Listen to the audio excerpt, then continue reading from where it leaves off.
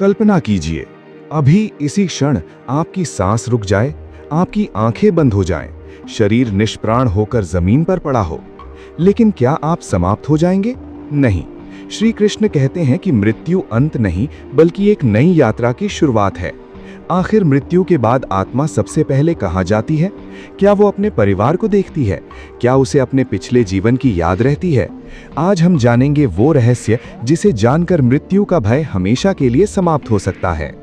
कुरुक्षेत्र के मैदान में भगवान श्री कृष्ण से अर्जुन ने यही प्रश्न किया था, हे माधव, यदि आत्मा कभी नहीं मरती तो मनुष्य मृत्यु के नाम से कांपता क्यों है? भगवान मुस्कुराए। उन्होंने कहा, पार्थ, भय मृत्यु से नहीं होता, भय अज्ञान से होता है। जिसे अपने वास्तविक स्वरूप का ज्ञान नहीं होता, वही मृत्यु को अंत समझ बैठता है, और जो अंत समझ लेता है वो भयभीत हो जाता है। कल्पना करो, एक पक्षी वर्षों तक एक पिंजरे में बंद रहा हो। वो उसी पिंजरे को अपना संसार मानने लगे। उसे लगे कि यही उसका घर है, यही उसका जीवन है। और फिर एक दिन अचानक पिंजरा खोल दिया जाए, तब क्या होगा? स्वतंत्रता मिलने के बाद भी वो भयभीत होगा, क्योंकि उसने कभी खुले आकाश को देखा ही नहीं। ठीक उसी प्रकार आत्मा भी अनगिनत वर्षों तक शरीर के साथ स्वयं को जोड़ लेती है। वो भूल जाती है कि वो शरीर नहीं है। वो सोचने लगती है, मैं यही शरीर हूं, मैं यही नाम हूं, मैं यही पहचान हूं। और जब मृत्यु आती है तो उसे लगता है कि सब कुछ समाप्त हो रहा है। लेकिन सत्य इसके बिल्कुल विपरीत है। मृत्यु अंत नहीं है, मृत्यु केवल परिवर्तन है। जैसे रात के बाद सुबह आती है, वैसे ही मृत्यु के बाद एक नई यात्रा आरंभ होती है। कहा जाता है कि मृत्यु के अंतिम क्षणों में आत्मा शरीर से धीरे धीरे अलग होने लगती है। सबसे पहले हाथ पैरों की शक्ति समाप्त होती है, फिर इंद्रियां कमजोर होने लगती हैं, फिर मनुष्य का मन बाहर की दुनिया से हटकर भीतर की ओर जाने लगता है, और अंततः वो क्षण आता है जब आत्मा शरीर को छोड़ देती है। उस क्षण को शब्दों में समझाना कठिन है, क्योंकि उसे केवल वही अनुभव कर सकता है जो उस अवस्था से गुजरता है। लेकिन ऋषि मुनियों ने ध्यान और योग के माध्यम से उस रहस्य को समझने का प्रयास किया। उन्होंने बताया, मृत्यु के तुरंत बाद आत्मा स्वयं को जीवित महसूस करती है। उसे लगता है कि वो अभी भी अस्तित्व में है। वो अपने आसपास के लोगों को देख सकती है, उनकी बातें सुन सकती है, उनकी भावनाओं को महसूस कर सकती है, लेकिन वो उन्हें स्पर्श नहीं कर सकती, वो उनसे संवाद नहीं कर सकती। वो पुकारती है, मैं यही हूं, मैं कहीं नहीं गया, लेकिन उसकी आवाज किसी तक नहीं पहुंचती। परिवार रो रहा होता है, मित्र दुखी होते हैं, प्रियजन विलाप कर रहे होते हैं, और आत्मा ये सब देख रही होती है।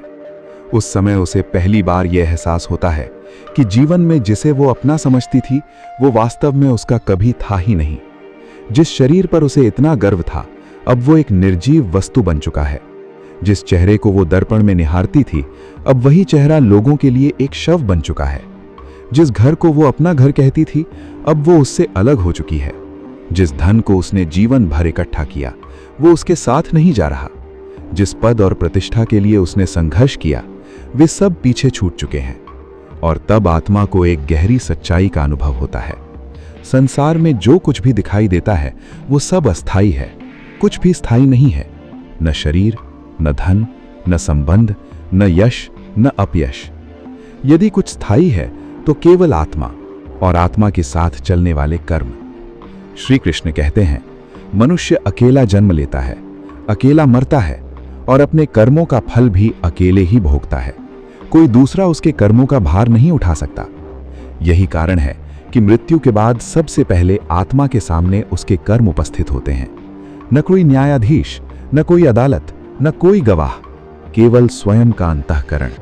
और अंतःकरण से बड़ा न्यायाधीश कोई नहीं, क्योंकि वहां झूठ नहीं बोला जा सकता, वहां कोई बहाना नहीं चलता, वहां कोई छल काम नहीं आता। आत्मा अपने पूरे जीवन को देखती है। वो देखती है, किसी दिन उसने किसी भूखे को भोजन कराया था, किसी दिन उसने किसी दुखी व्यक्ति को सांत्वना दी थी, किसी दिन उसने किसी का दिल दुखाया था, किसी दिन उसने किसी के साथ अन्याय किया था। सब कुछ उसके सामने उपस्थित हो जाता है, जैसे किसी विशाल दर्पण में जीवन का प्रत्येक क्षण दिखाई देने लगे। और तब आत्मा समझती है कि जीवन में सबसे महत्वपूर्ण चीज क्या थी। धन नहीं, अहंकार नहीं, प्रतिष्ठा नहीं, बल्कि कर्म, केवल कर्म। क्योंकि वही उसके साथ चले हैं, वही उसकी अगली यात्रा का मार्ग तय करेंगे। और यहीं से शुरू होती है आत्मा की वो यात्रा जिसे संसार का सबसे बड़ा रहस्य कहा गया है। और तब अर्जुन ने भगवान श्री कृष्ण से पूछा, हे केशव, यदि मृत्यु के बाद आत्मा अपने परिवार को देख सकती है तो क्या वो उनके पास भी रहती है? भगवान बोले, हाँ पार्थ, कई आत्माएं मृत्यु के तुरंत बाद अपने घर, अपने परिवार और अपने प्रियजनों के आसपास ही रहती है। विशेषकर वे आत्माएं जिनके मन में अत्यधिक मोह होता है, जिन्होंने अपने जीवन में केवल संसार को ही सत्य माना होता है। उन्हें ये स्वीकार करने में समय लगता है कि उनका शरीर अब समाप्त हो चुका है। वे अपने घर को देखते हैं, अपने कमरे को देखते हैं, अपने प्रियजनों को देखते हैं और बार बार उनके पास जाने का प्रयास करते हैं, लेकिन हर बार उन्हें एक ही सत्य का सामना करना पड़ता है। अब कोई उन्हें देख नहीं सकता, अब कोई उन्हें सुन नहीं सकता, अब उनका संसार से संबंध टूट चुका है। कहा जाता है कि जब परिवार के लोग शव के पास बैठकर रोते हैं तो आत्मा भी अत्यंत व्याकुल हो जाती है। वह उन्हें सांत्वना देना चाहती है, वह कहना चाहती है, मत रो, मैं यहीं हूं, मैं तुम्हें देख रहा हूं, लेकिन उसकी आवाज किसी तक नहीं पहुंचती। और यही वो क्षण होता है जब आत्मा को अपने जीवन का सबसे बड़ा अकेलापन महसूस होता है। जिस संसार को वह अपना समझती थी वह उससे दूर जा चुका होता है। जिस शरीर को वह स्वयं समझती थी वह अग्नि को समर्पित होने वाला होता है। और तब धीरे धीरे उसे समझ आने लगता है कि संसार में कुछ भी स्थायी नहीं है। उसी समय कुछ आत्माओं के सामने अद्भुत प्रकाश प्रकट होता है, एक ऐसा प्रकाश जो पृथ्वी के किसी प्रकाश जैसा नहीं होता। उस प्रकाश में भय नहीं होता, उसमें शांति होती है, उसमें करुणा होती है, उसमें आकर्षण होता है। पुण्य आत्माएं उस प्रकाश को देखकर भयमुक्त होने लगती हैं। उनके भीतर एक अद्भुत शांति उतरने लगती है। उन्हें अनुभव होने लगता है कि कोई दिव्य शक्ति उनकी सहायता के लिए उपस्थित है। लेकिन सभी आत्माओं का अनुभव एक जैसा नहीं होता। जो मनुष्य जीवन भर अधर्म, छल, हिंसा और अन्याय में डूबा रहा हो, उसकी चेतना मृत्यु के बाद अशांत रहती है। उसे अपने कर्म दिखाई देने लगते हैं, वे चेहरे दिखाई देने लगते हैं जिन्हें उसने रुलाया था, वे लोग याद आने लगते हैं जिनका उसने अपमान किया था, वे अवसर याद आने लगते हैं जब वह धर्म का मार्ग चुन सकता था लेकिन उसने अधर्म को चुना। और तब उसका अपना अंतःकरण ही उसे दंड देने लगता है।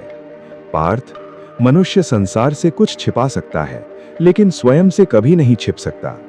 आत्मा के भीतर जो सत्य लिखा है उसे कोई मिटा नहीं सकता। इसीलिए मृत्यु के बाद सबसे पहले न्याय बाहर नहीं होता, न्याय भीतर होता है। आत्मा स्वयं अपने कर्मों को देखती है, स्वयं अपने निर्णयों का मूल्यांकन करती है और स्वयं समझ जाती है कि उसने अपने जीवन का उपयोग कैसे किया। फिर एक समय ऐसा आता है जब आत्मा को अपनी आगे की यात्रा के लिए बुलावा मिलता है। ये बुलावा सभी के लिए समान नहीं होता। कुछ आत्माओं के लिए दिव्य शक्तियां आती हैं, कुछ आत्माओं के लिए कर्मों के अनुसार अन्य मार्ग खुलते हैं। लेकिन एक बात निश्चित है, कोई भी आत्मा बिना उद्देश्य के भटकती नहीं रहती। सृष्टि का प्रत्येक नियम परम व्यवस्था के अधीन है। ये ब्रह्मांड अराजकता से नहीं चलता, ये कर्म के नियम से चलता है। जिस प्रकार पृथ्वी पर कोई भी बीज बिना फल दिए समाप्त नहीं होता, उसी प्रकार कोई भी कर्म बिना फल दिए समाप्त नहीं होता। एक छोटी सी मुस्कान, एक छोटा सा दान, एक छोटी सी सहायता, एक छोटा सा पाप, एक छोटा सा छल, सब कुछ दर्ज होता है और समय आने पर उसका फल अवश्य मिलता है। अर्जुन ने पूछा, हे माधव, क्या मृत्यु के बाद आत्मा को अपने पिछले जन्म याद रहते हैं? भगवान मुस्कुराए। उन्होंने कहा, पार्थ, यदि मनुष्य को अपने सभी जन्म याद रह जाएं, तो वह वर्तमान जीवन जी ही नहीं पाएगा। कल्पना करो, यदि तुम्हें अपने 100 जन्मों का दुख याद हो, अपने 100 जन्मों की मृत्यु याद हो, अपने 100 जन्मों के बिछड़ने याद हो, तो क्या तुम शांति से जी सकोगे? नहीं अर्जुन, इसलिए प्रकृति अत्यंत करुणामयी है। वह स्मृतियों पर पर्दा डाल देती है, लेकिन इसका अर्थ ये नहीं कि सब कुछ मिट जाता है। स्मृतियां भले मिट जाएं, संस्कार नहीं मिटते। यही कारण है कि कुछ बच्चे जन्म से ही विशेष गुण लेकर आते हैं, कुछ जन्म से ही संगीत में निपुण होते हैं, कुछ आध्यात्मिक होते हैं, कुछ अत्यंत दयालु होते हैं और कुछ बिना कारण क्रोध से भरे रहते हैं। ये सब केवल इस जन्म की कहानी नहीं होती, इनके पीछे अनेक जन्मों के संस्कार कार्य कर रहे होते हैं। आत्मा अपने साथ केवल कर्म नहीं ले जाती, वह अपने संस्कार भी साथ ले जाती है, और वही संस्कार अगले जन्म की दिशा तय करते हैं। इसीलिए श्री कृष्ण कहते हैं, आज जो तुम सोच रहे हो वही कल तुम्हारा स्वभाव बनेगा, और जो तुम्हारा स्वभाव बनेगा वही तुम्हारे भाग्य का निर्माण करेगा। इसलिए अपने मन को पवित्र बनाओ, अपने विचारों को पवित्र बनाओ, अपने कर्मों को पवित्र बनाओ, क्योंकि मृत्यु केवल शरीर को समाप्त करती है, विचारों को नहीं, संस्कारों को नहीं, कर्मों को नहीं। और जब आत्मा अपनी यात्रा में आगे बढ़ती है तो उसे धीरे धीरे ये अनुभव होने लगता है कि पृथ्वी पर बिताया गया जीवन एक स्वप्न के समान था। जिस बात के लिए वो दिन रात चिंतित रहती थी वो अब महत्वहीन लगने लगती है। जिस अपमान को वो जीवन का सबसे बड़ा दुख समझती थी वो अब तुच्छ प्रतीत होने लगता है। जिस धन के लिए उसने अपना जीवन लगा दिया वो अब किसी काम का नहीं रहता। और तब आत्मा समझती है कि मनुष्य जीवन का वास्तविक उद्देश्य केवल धन कमाना नहीं था, केवल प्रसिद्धि पाना नहीं था, केवल भोग करना नहीं था, बल्कि स्वयं को जानना था, अपने भीतर के परम सत्य को पहचानना था। ये समझना था कि मैं शरीर नहीं हूं, मैं आत्मा हूं, मैं जन्म और मृत्यु से परे हूं, मैं उस परम चेतना का अंश हूं जिसे संसार भगवान कहता है। और जिस क्षण आत्मा इस सत्य को जान लेती है उसी क्षण उसके भय टूटने लगते हैं। मृत्यु का भय समाप्त होने लगता है, अकेलेपन का भय समाप्त होने लगता है, भविष्य का भय समाप्त होने लगता है, क्योंकि उसे समझ आ जाता है कि वो कभी अकेली नहीं थी, उसके साथ हर क्षण परमात्मा था। जन्म से पहले भी, जीवन के दौरान भी और मृत्यु के बाद भी। यही वो सत्य है जिसे जानकर ऋषि मुनि मृत्यु पर हंसते थे। यही वो सत्य है जिसे जानकर भक्त मृत्यु को भी भगवान का द्वार मानते थे। और यही वो सत्य है जिसे जानकर अर्जुन का भय समाप्त हो गया था। लेकिन पार्थ, आत्मा की यात्रा यहीं समाप्त नहीं होती। मृत्यु के बाद एक ऐसा रहस्य आता है जिसके बारे में बहुत कम लोग जानते हैं। वो रहस्य है अगले जन्म का चयन कैसे होता है। क्या आत्मा स्वयं अपना अगला जन्म चुनती है या उसका निर्णय उसके कर्म करते हैं? और क्या कोई आत्मा मनुष्य योनि खो भी सकती है? ये रहस्य और भी अद्भुत है और इसे जानकर तुम्हारी आत्मा तक हिल जाएगी। अब वो प्रश्न आता है जिसने युगों से मनुष्य को सबसे अधिक उलझाया है। यदि आत्मा अमर है, यदि मृत्यु केवल एक परिवर्तन है, तो फिर अगला जन्म कैसे निर्धारित होता है? क्या आत्मा स्वयं अपना अगला जन्म चुनती है या कोई अदृश्य शक्ति उसका निर्णय करती है? भगवान श्री कृष्ण ने कहा, पार्थ, इस संसार में कुछ भी संयोग से नहीं होता। जिस प्रकार खेत में बोया गया बीज ही आगे चलकर वृक्ष बनता है, उसी प्रकार मनुष्य के कर्म ही उसके भविष्य का निर्माण करते हैं।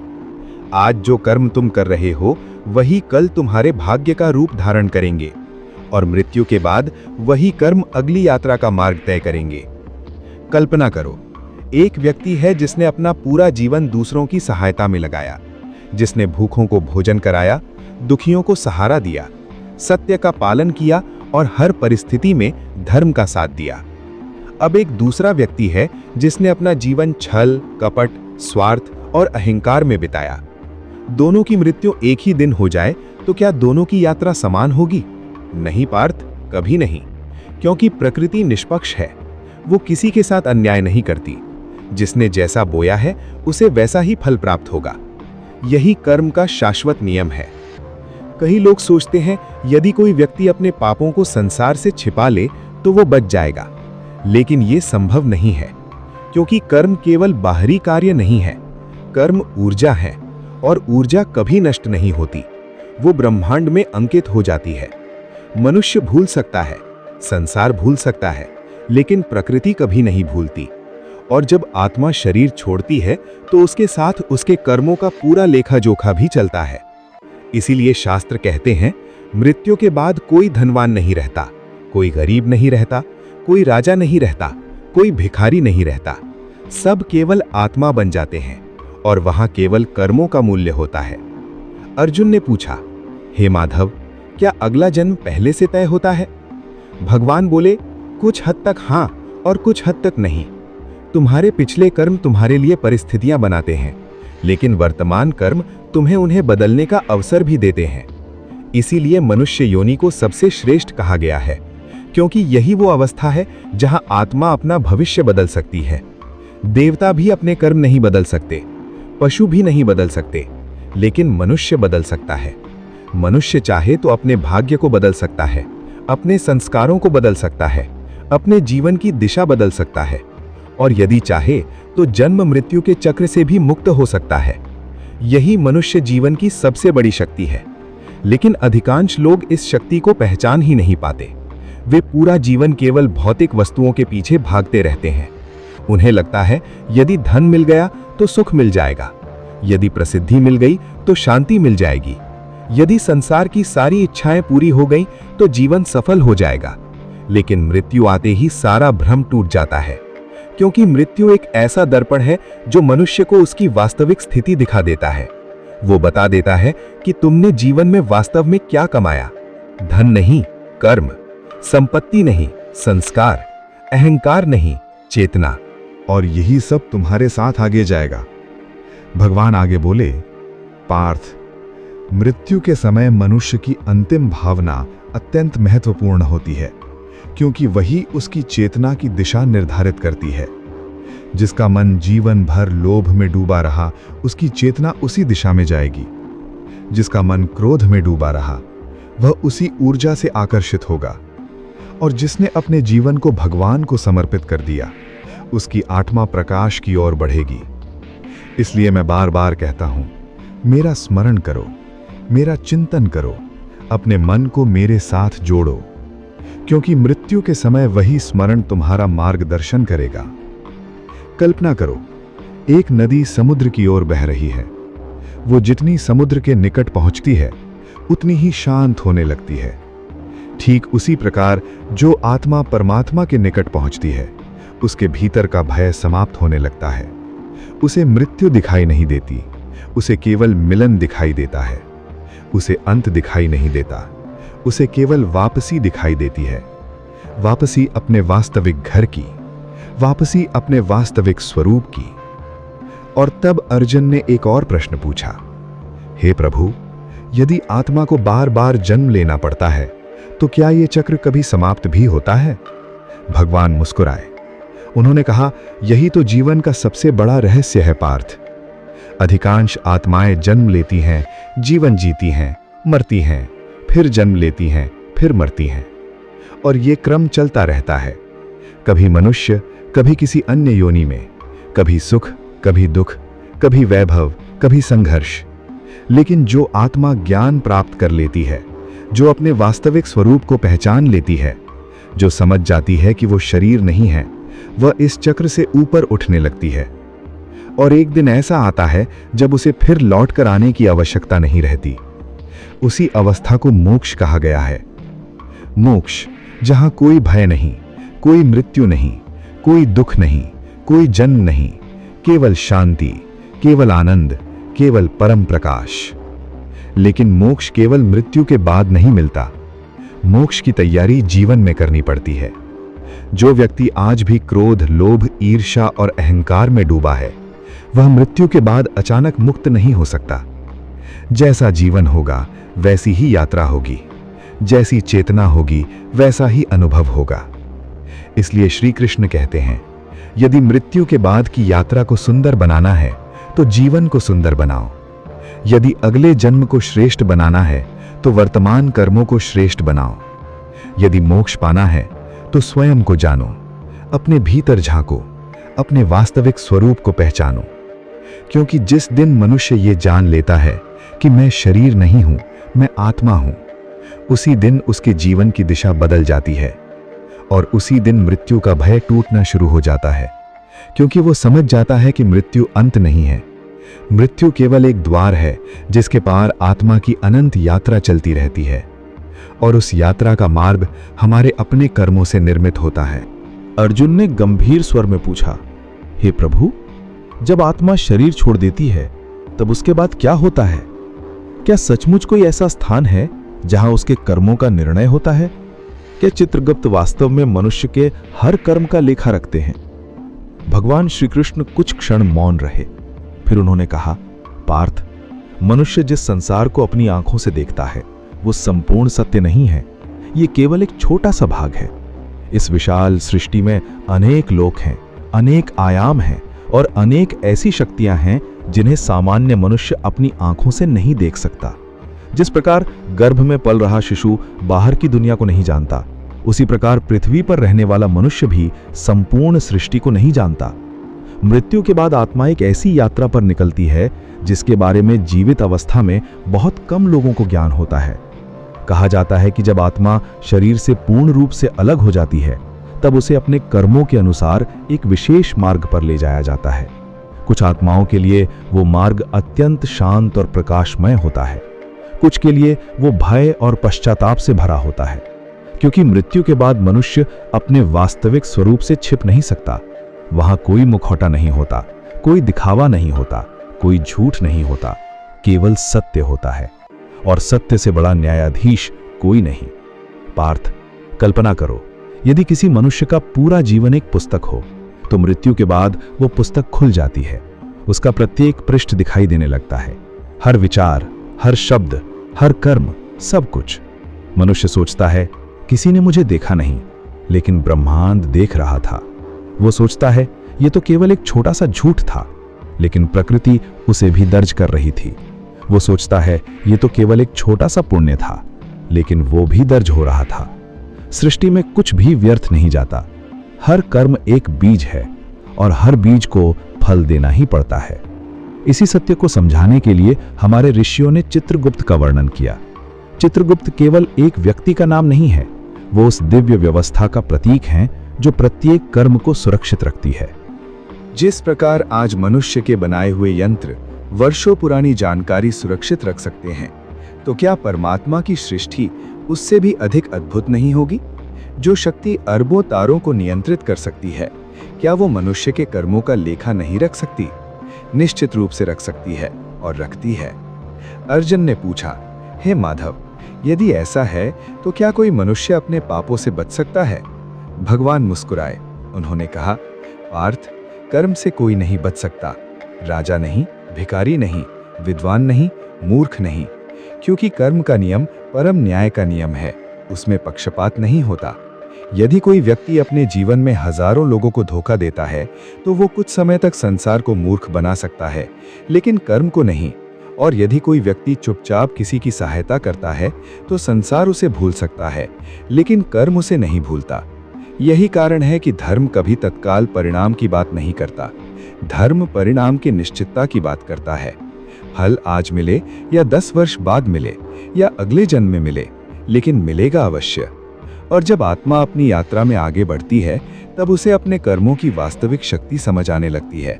उसे पता चलता है कि उसने अपने जीवन में जिन लोगों को रुलाया था उनके आंसू भी ऊर्जा थे, जिन लोगों को उसने मुस्कुराहट दी थी वो मुस्कान भी ऊर्जा थी, जिन लोगों को उसने क्षमा किया था वो क्षमा भी ऊर्जा थी, और जिनसे उसने घृणा की थी वो घृणा भी ऊर्जा थी। सब कुछ उसके चारों ओर उपस्थित होने लगता है। तब आत्मा पहली बार समझती है कि जीवन कितना मूल्यवान था और उसने उसे किस प्रकार बिताया। कुछ आत्माएं उस समय अत्यंत शांत होती हैं क्योंकि उनका अंतःकरण निर्मल होता है। उन्होंने जीवन में गलतियां की होती हैं, लेकिन उनके भीतर पश्चाताप और सुधार की भावना भी होती है। उन्होंने प्रेम किया होता है, सेवा की होती है, दया दिखाई होती है, और सबसे बड़ी बात, उन्होंने अहंकार को अपने ऊपर हावी नहीं होने दिया होता। ऐसी आत्माओं के चारों ओर प्रकाश बढ़ने लगता है, उन्हें भय कम होने लगता है, उनके भीतर एक अद्भुत शांति उतरने लगती है। लेकिन कुछ आत्माएं ऐसी भी होती हैं जो अपने ही कर्मों के बोझ से दब जाती हैं। वे भागना चाहती हैं लेकिन भाग नहीं सकती।